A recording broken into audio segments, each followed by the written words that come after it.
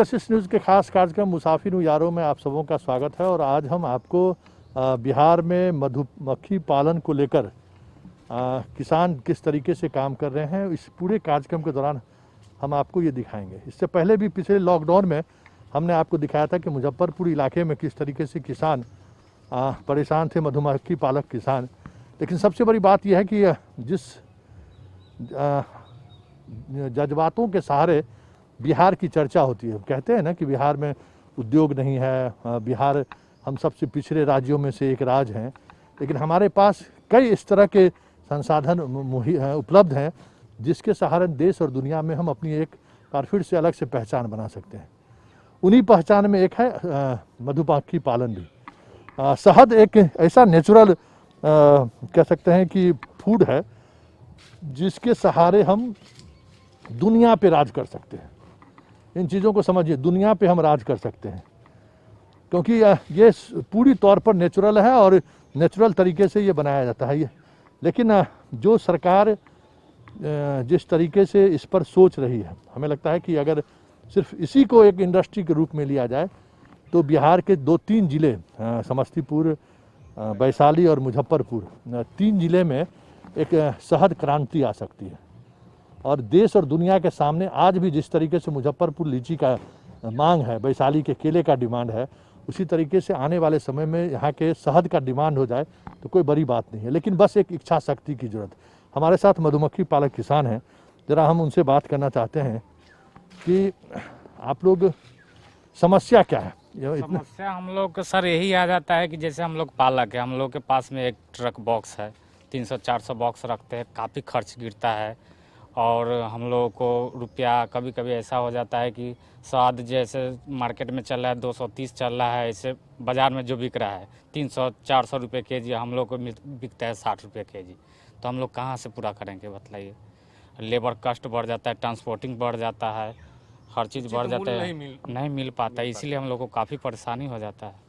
अच्छा, हमको ये बताइए कि ये जो शहद मधु है, मधुमक्खी, ये पीढ़ी दर पीढ़ी से आप लोगों के पास ये कहाँ से इसको आप ये तो पहले हम लोग को अनुदान में मिला था, जिस समय में अशोक जी दिए थे, उस समय 20-20 बॉक्स हम लोग को पालने के लिए मिला था। तो हम लोग अपना मेहनत के ऊपर बढ़ा दिए, 40 से 50 के 50 से 100 ऐसे करके बढ़ा के, पूंजी उसमें खर्च होता है, उसके बढ़ा के हम लोग एक एक गाड़ी करके रखे हुए हैं। ये जो ब्रीड है ये क्या है? मतलब इस मधुमक्खी में भी ब्रीड वगैरह होता है क्या? इटालियन बी है वो तो। हम लोग उस समय पंजाब से मधुमक्खी आया था, उस समय में बॉक्स वहाँ से आता था ना, वहाँ पे ये इटालियन बी है सर। अच्छा, ये जो है सबसे पहले जो है भारत में राजीव गांधी जी लाए थे इटली से।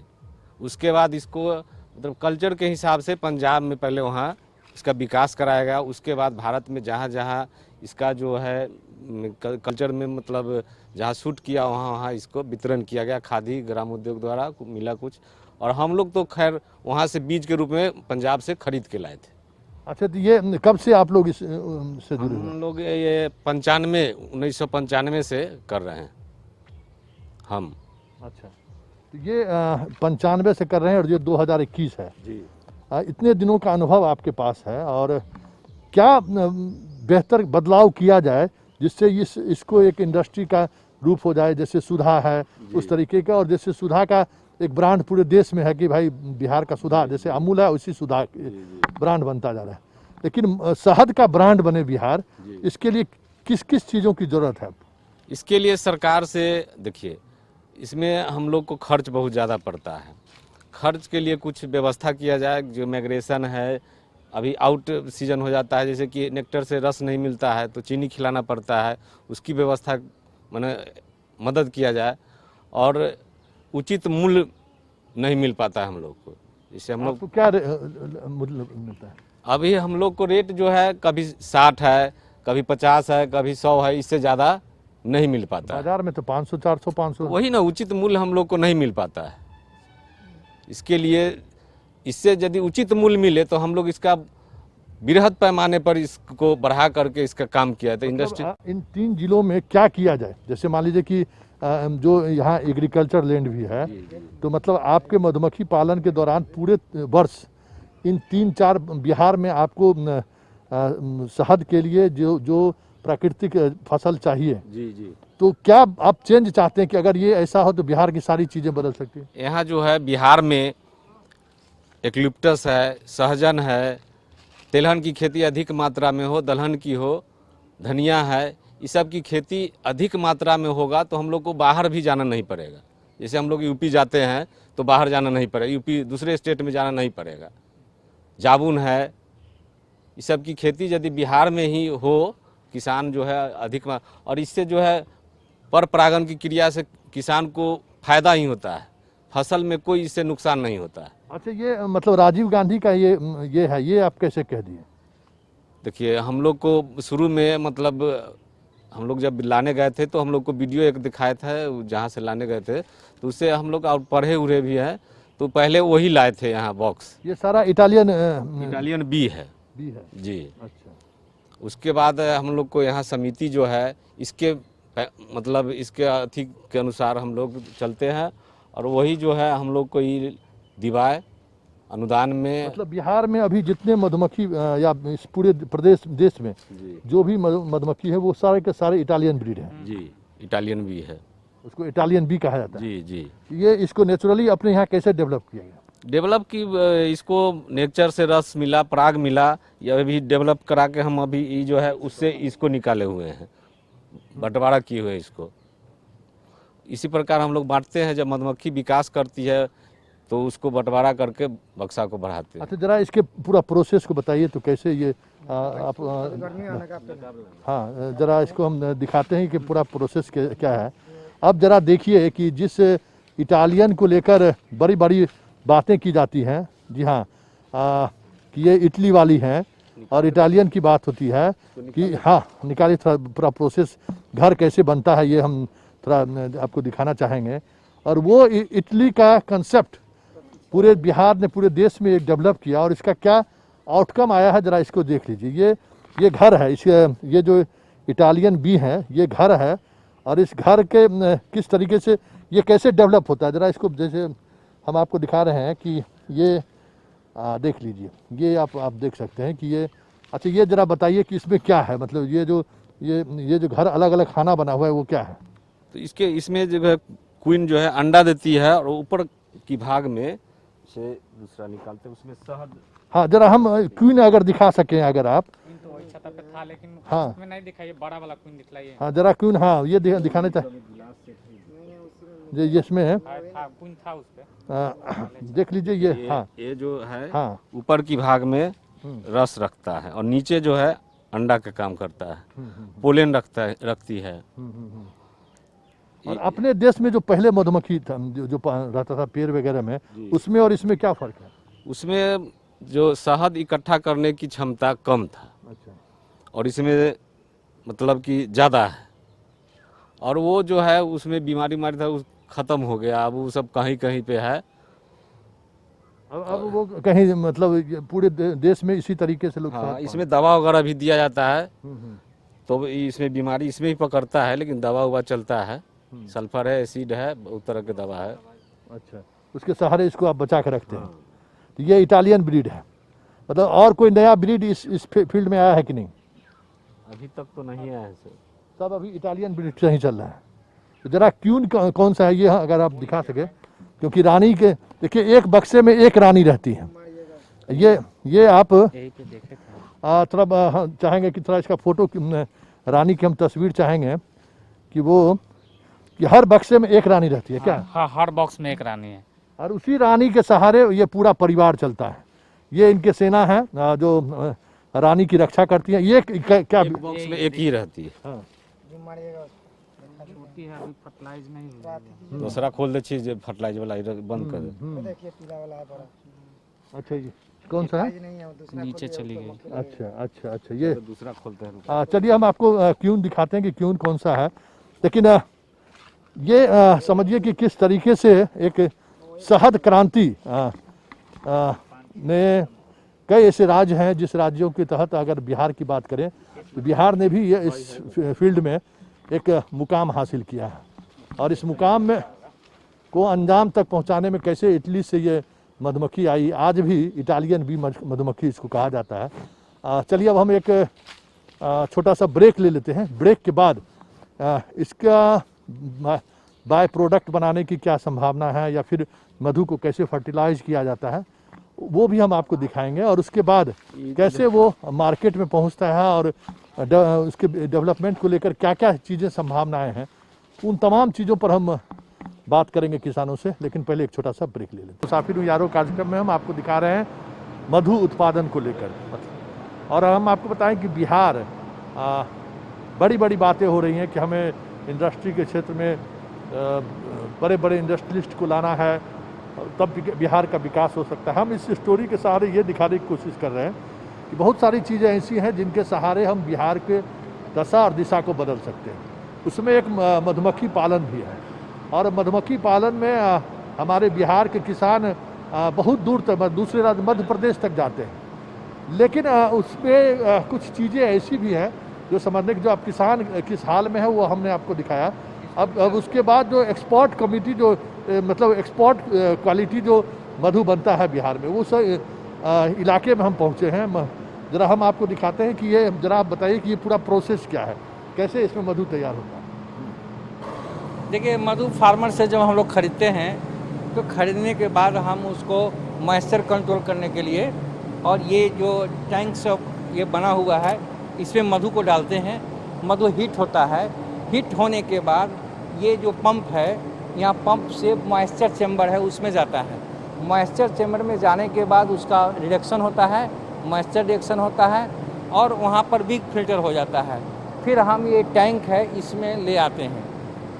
टैंक में लाने के बाद फिर हमारा एक प्रोसेस है यहाँ, जो ये आप देख रहे हैं, ये पूरा वाटर मतलब पूरा पानी भरा हुआ है, और ये पाइपलाइन है। जब पानी हीट होता है तो फिर मधु सर्कुलेट करता है, और पानी के हीट से हीट होता है।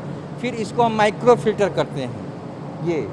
ये माइक्रो फिल्टर के माध्यम से जब माइक्रो फिल्टर हो जाता है, इसमें 10-12 लेयर लगते हैं, और जब फिल्टर हो जाता है तब वो टैंक जो बना देख रहे हैं उस टैंक में शहद फाइनल चला जाता है। उसके बाद उसका हम पैकेजिंग करते हैं और तब मार्केट को देते हैं। अच्छा, ये इसकी ज़रूरत क्यों पड़ी कि ये प्रोसेस हम करें? इसकी ज़रूरत इसलिए है कि जो मधुमक्खी पालन कर रहे हैं तो जो जहाँ मधु निकालते हैं तो वो अभी भी मस्टर्ड ऑयल में जो टीन, जो मस्टर्ड ऑयल का टीन होता है, फार्मर्स उसमें शहद रखते हैं, जो कि उसमें नहीं रखना है, क्योंकि मधु आर्द्रता क्षमता ग्रहण करने का होता है अधिक से अधिक, इसलिए मधु को फूड ग्रेड जार में ही रखना चाहिए था। तो तुरंत मधु को लाके उसको फिल्टर करना, क्योंकि उसमें डंक, पंख इत्यादि उसमें रहते हैं, और मॉइस्चर उसका 23% 24% रहता है। तो एक मानक है FSSAI का, एगमार्क का या इंटरनेशनल स्टैंडर्ड है, जिसमें मधु लेस देन 20% मॉइस्चर होना चाहिए, और माइक्रो फिल्टर करने से वो पारदर्शी हो जाता है, उसकी क्वालिटी और उसका गुणवत्ता काफ़ी दिनों तक 2 साल 4 साल 5 साल शहद को रख सकते हैं। अच्छा, आप जो ये शहद पैक किए हैं, तो ज़रा हम ये ज़रा कोई आपका खुला अगर हो तो वो हम देखना चाहेंगे कि ये इस तरह से प्रोसेसिंग करने के बाद कितने दिनों तक ये 1 मिनट हम दिखाते हैं कि ये जो प्रोसेसिंग लास्ट जो स्टेप है इसमें मधु डाल के ये जो यहाँ पे आए हैं, तो हमें ये बताएं कि ये इस प्रोसेस के साथ जब ये बनाया गया तो कितने दिनों तक इसको हम 2 साल 4 साल 5 साल भी रख सकते हैं। इसको फ्रीज स्टेज में 36 घंटा रखेंगे तो ये नहीं जमेगा। मधु को कहीं भी अगर हम रखते हैं, इर्द गिर्द में अगर मधुमक्खी होगा तो शुद्धता के पहचान के लिए मधुमक्खी वहाँ पहुँचेगा। मधु को ग्लास में, शीशे के ग्लास में अगर डालते हैं तो मधु सीधे नीचे जाएगा, और वह जब तक उसको पूरा घुलाइएगा नहीं तब तक घुलेगा नहीं। मधु का मुख्य रूप से आध्यात्मिक दृष्टिकोण से या आयुर्वेद के दृष्टि से मधु एक जीवन रक्षक है, और इसको हर लोगों को उपयोग करना चाहिए। अच्छा, ज़रा ये बताइए, आप इस व्यापार में लगे हुए, पालने से लेके आप यहाँ तक इस प्रोसेसिंग तक पहुँचे कि जो वर्ल्ड बाज़ार है उस बाज़ार में तक आप मधुमक्खी के ये शहद कैसे पहुँचे, इसका एक पूरा प्रोसेस आप समझिए। लेकिन अगर हम बात करें मधुमक्खी से इस शहद से क्या फ़ायदा है, जिसको एक वैज्ञानिक पद्धति से मान्यता मिली हो, तो वो क्या फ़ायदा है शहद लेने से? देखिए, वैज्ञानिक विधि से जो मान्यता है शहद का, शहद तो सबसे पहले हमसे भी ज़्यादा लोग जानने वाले लोग हैं, लेकिन शहद एक तरह से औषधि है, दवा है। औषधि है, दवा है और बिल्कुल नेचुरल है। फूल के रस से मधुमक्खी नेक्टर लेती है, मधुमक्खी नेक्टर लेती है और उससे शहद बनता है। सबसे पहले बता दें कि शहद में 3560 कैलोरी ऊर्जा है। 3560 कैलोरी ऊर्जा है। और मधु किसी चीज़ के साथ खाइए, दही के साथ खाइए, दूध के साथ खाइए या केला है, जो भी फल के साथ खाइए, तो शहद खाने से उसके गुणवत्ता को दुगना कर देता है। शहद किसी भी चीज़ में खाइए तो उसके गुणवत्ता को वो दुगना कर देता है। दूसरी बात कि शहद त्रिदोषनाशक है। शहद खाने से कफ, पित्त, वायु और ये बिल्कुल प्रोटीन माने एनर्जीदायक है। इसलिए और ये शहद जो है खाने के 2 मिनट के बाद ये ब्लड से मिलता है और 37% ग्लूकोज होता है। इसलिए शहद किसी भी परिस्थिति में चाहे वो बीमार लोग हों या स्वस्थ हों या जिस उम्र के 0 से लेके अंतिम उम्र तक के लोग अगर इसका उपयोग करते हैं और जो कंटिन्यू उपयोग करते हैं उसमें 80% बहुत सा होने वाला बीमारी से वो बचते हैं। ये इतना बड़ा गुणकारी है शहद और इसकी वैज्ञानिक मान्यता भी है। वैज्ञानिक दूसरी बात हाँ, कि जो उत्पादक हैं उनको सही मजदूरी नहीं मिलता है। इसी पर हम बात कर रहे हैं। हम ये बात कर रहे हैं कि जो उत्पादक हैं या फिर आप जो प्रोसेसिंग का काम कर रहे हैं, क्या होना चाहिए? किसान को लागत मूल्य नहीं निकल रहा है, वो बक्सा किसी तरीके से इस व्यापार को पीढ़ी दर पीढ़ी चला आ रहा है, इसलिए उसको वो संभाल कर रखे हुए हैं। और आप भी 90 से जुड़े हुए हैं, तो चलिए इस प्रोसेस को, इतनी बड़ी इंडस्ट्री आप खड़ा कर रही है, तो चाह रहे हैं कि किसी तरीके से इसको हम खींचते चले। लेकिन होना सरकार के स्तर पर या बाकी बाजार के स्तर पर क्या ऐसा होना चाहिए जो ये उद्योग, बिहार जबकि सबसे उत्पादन करने वाले राज्यों में सबसे ज़्यादा मधुमक्खी का उत्पादन, शहद का उत्पादन करता है, फिर भी कह सकते हैं कि वो स्थिति नहीं है आज बिहार के किसानों का। क्या होना चाहिए आपके अनुसार? देखिए, सबसे पहले तो मैं बता दूं कि जो फार्मर्स हैं, जो शहद उत्पादक हैं, समझिए कि वो आपके लिए बहुत बड़ा एक चीज़ दे रहे हैं। वो कुछ ले नहीं रहे हैं, केवल दे रहे हैं। उनको सही मजदूरी नहीं मिल रहा है। पूछिएगा कैसे? एक तो शहद उत्पादन करते हैं जो ये जीवन रक्षक है। दूसरा कि शहद से कई प्रकार के दवाएं बनती हैं जो हर उम्र के लोगों की ज़रूरत है। एक्चुअली ये कहीं ना कहीं पर बड़े उद्योगपति इस शहद को औने पौने भाव में खरीद लेते हैं। किसानों का व्यवस्था है कि उनको बेचना मजबूरी है और इनको सही शहद का दाम नहीं मिल पाता है। अगर इस तरह का इंफ्रास्ट्रक्चर डेवलप होता है, समय से अगर शहद खरीद होता है, केवल बिहार के मार्केट में अगर शहद को केवल इंफ्रास्ट्रक्चर डेवलप कर दिया जाए, बिक्री केंद्र कर दिया जाए और तरह तरह का बायो प्रोडक्ट बनने लगे। जबकि आपको बताते हैं कि इसके अलावा शहद से, मधुमक्खी से प्रोपोलिस है, पोलन है, रॉयल जेली है, वैक्स है, इसका भी उत्पादन लिया सकता है जिसका काफ़ी कीमत है। काम हो रहे हैं, लेकिन काम से जो विकास का काम हमारा फार्मर खुशी होगा तभी माना जाएगा कि विकास का काम है।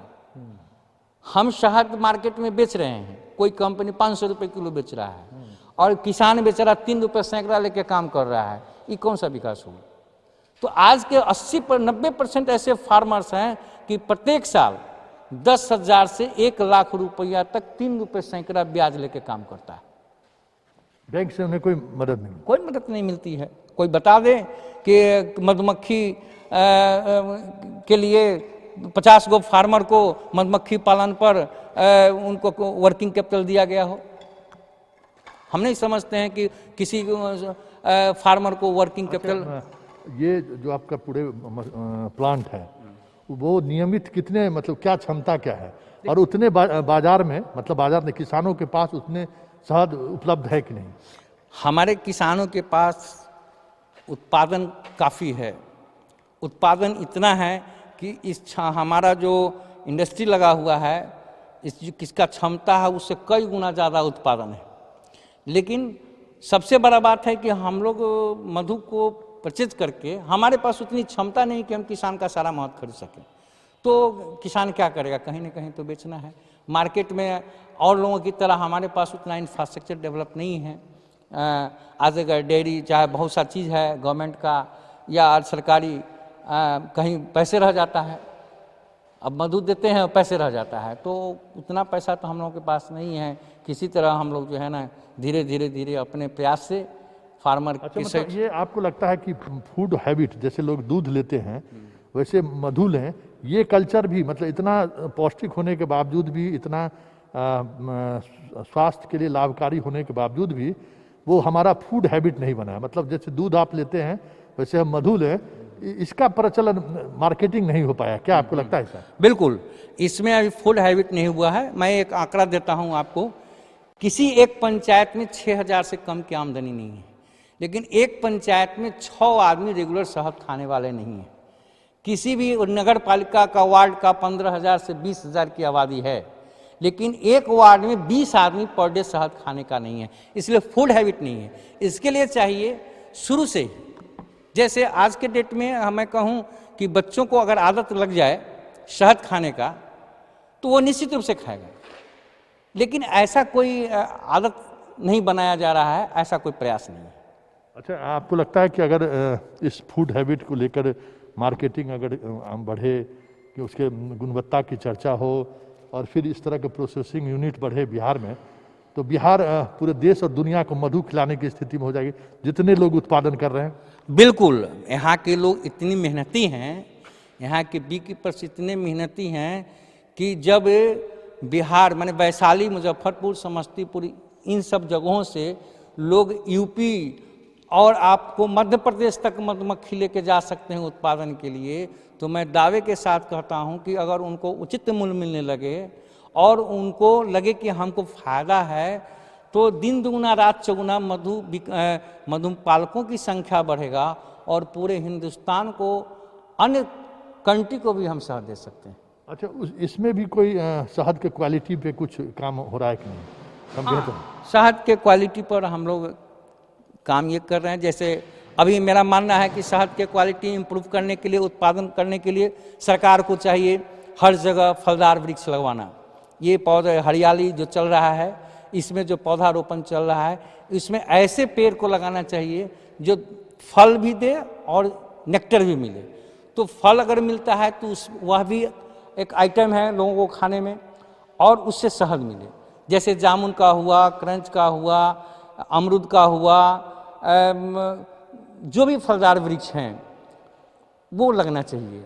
और कल्चर डेवलप होना चाहिए कि दलहन और तेलहन का भी काफ़ी बिहार में उत्पादन होने लगा है, तो समय पर अच्छा बीज उनको मिले किसान को, ताकि तेलहन का उत्पादन अगर होता है तो साथ साथ शहद का भी उत्पादन होता है। चलिए हम जरा इन चीज़ों को समझिए कि बिहार में बहुत सारी चीज़ें ऐसी, हम इस कार्यक्रम के माध्यम से हम यही दिखाना चाहते थे कि देखिए, एक शहद को ही लीजिए, वैशाली, मुजफ्फरपुर, समस्तीपुर जैसे, खगड़िया वगैरह 4-5 ज़िले बिहार में ऐसे हैं जो शहद पैदा करने में देश और दुनिया को टक्कर दे रहे हैं। लेकिन स्थिति ये है, हालात ये है कि इसकी जो मार्केटिंग होनी चाहिए, या जो जैसे सुधा के माध्यम से जिस तरीके की ब्रांडिंग हुई, आज भी पशुपालक समस्याएं में हैं। जिस तरीके से उस फील्ड में गुणवत्ता को लेकर, दवाओं को लेकर वो परेशान है। हमने आपको दिखाया भी था इस कार्यक्रम के माध्यम से कि पशुपालक धीरे धीरे पशुपालन छोड़ रहे हैं। लेकिन मधुमक्खी एक ऐसा पालन है जिसमें ज़्यादा दवा, नेचुरल सब कुछ प्रकृति पर आधारित है। कि आज अगर मुजफ्फरपुर, समस्तीपुर में लीची है तो किसान यहाँ अपने बक्से रखे हुए हैं। कल अगर यहाँ के शहद नहीं है तो फिर वो झारखंड चले जाते हैं, वहाँ एक फूल होता है, उस फूल के में शहद को मतलब मधुमक्खी को नेचुरली चीज़ें मिलती रहती है, और मध्य प्रदेश तक लोग जाते हैं। ये जो है, जैसे मुजफ्फरपुर में लीची के समय में यहाँ रह रहे हैं, झारखंड के समय अलग अलग किस तरह के पेड़ पौधे? हाँ, जैसे कि आप बताते हैं, अप्रैल से ले लीजिए, अप्रैल और मई में अप्रैल मई 15 जून तक लोग क्या करते हैं कि इसे मूंग का फसल होता है अपने यहाँ, तार का बाल होता है, इस सब से, लेकिन जो प्रचुर मात्रा में मिलना चाहिए वो नहीं मिल पाता है। नतीजा होता है कि अब सब्जी की खेती होती है, जहाँ सब्जी की खेती होती है इतना दवा का छिड़काव होता है, इतना दवा का छिड़काव होता है कि मधुमक्खी नष्ट हो जा रहा है। और तो बाहर किस लिए, किस फसल के? बाहर जैसे यूपी लोग गए, तो यूपी गए तो वहाँ यूकलिप्टस और मस्टर्ड का शहद लेते हैं। उसके बाद जब वहाँ से आए तो आप ले लीजिए इधर नहीं इधर बाढ़ बख्तियारपुर, ये सब साइड हो गए, चाहे छपरा, सिवान, गोपालगंज, समस्तीपुर, जो भी इलाका है उसमें मस्टर्ड के लिए लोग ले आते हैं। तो मस्टर्ड का शहद निकाले, धनिया का भी शहद निकालते हैं। और फरवरी आते आते सहजन आ जाता है, तो उस समय सहजन और गागर दोनों होता है, नहीं गागर का भी होता है। तो चाहिए कि सहजन और गागर अगर इसका प्रचुर मात्रा में अगर पेड़ लग जाए तो लीची से ज़्यादा शहद निकलेगा। और सहजन का शहद हार्ट वाले के लिए, ऐसे भी सहजन बहुत ही लाभप्रद है। तो सहजन के शहद को बढ़ावा देने के लिए सहजन का पेड़ लगाना अत्यंत आवश्यक है। उसके बाद लीची में आते हैं तो लीची का शहद निकालते हैं। लीची के बाद अप्रैल के लास्ट मई क्रंच में जाते हैं लोग, क्रंच का शहद निकालते हैं। तो इस तरह से घूम घूम के, जैसे मई जून में सूरजमुखी का भी, अब जैसे कि आप ले लीजिए वैशाली हुआ, समस्तीपुर हुआ, चाहे बाढ़ बख्तियारपुर, जो है सूरजमुखी का कुछ है ही नहीं, जबकि सूरजमुखी का तेल भी होता है। सूरजमुखी का तेल खाने से, अब मस्टर्ड का तेल अभी रेट हाई है, अगर सूरजमुखी का खेती होता तो उसका तेल होता, तो कहीं ना कहीं उसका जो बीच का पॉइंट का जुड़ाव है। जरा इन चीज़ों को समझने हैं कि अगर एक समाकेतिक अगर योजना प्रोजेक्ट तैयार किया जाए कि हर एक दूसरे को जोड़ के, मधु को जोड़ के आप अगर सूरजमुखी की खेती करते हैं, मधु को जोड़ के लीची और सहजन की खेती करते हैं, अगर इस तरीके से प्लानिंग किया जाए इन 4-5 जिलों के दौरान, तो हम लगता है कि बिहार में जो जिस इंडस्ट्री लाने की बड़ी बड़ी बातें हो रही हैं, उनको ज़मीन चाहिए, इंफ्रास्ट्रक्चर चाहिए। जहाँ यहाँ 3 फसल होने वाली ज़मीन है, वैसे भी लोग देने से कतराते हैं। और ज़मीन को लेकर यहाँ के लोगों का अपनी मान्यता भी है, ये हमारे पूर्वजों का दिया हुआ है, इसको हम बेच नहीं सकते हैं या इसमें हम दूसरे उद्योग धंधे नहीं कर सकते हैं। फिर भी हमारे पास ऐसे काम के गुंजाइश बची हुई है जिसके सहारे हम इन सब चीज़ों से बाहर निकल भी सकते हैं। और बिहार जो आज नीति आयोग का एक जो इंडेक्स आया है कि हम सबसे पीछे हैं, तो पीछे रहने की वजह यही है कि हमारा जो नेचुरल जो रिसोर्सेज है, प्रकृति प्रदत्त जो संसाधन हमारे पास उपलब्ध है, हम उनसे दूर होते चले जा रहे हैं। हम उस ओर जा रहे हैं जिसका हमारे ऊपर अनुभव नहीं है।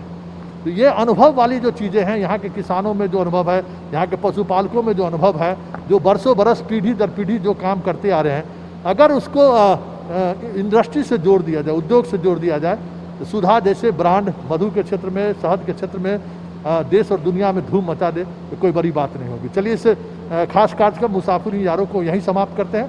फिर किसी नए मुद्दों के साथ हमारी आपकी मुलाकात होगी। फिलहाल हमें इजाज़त दीजिए। नमस्कार।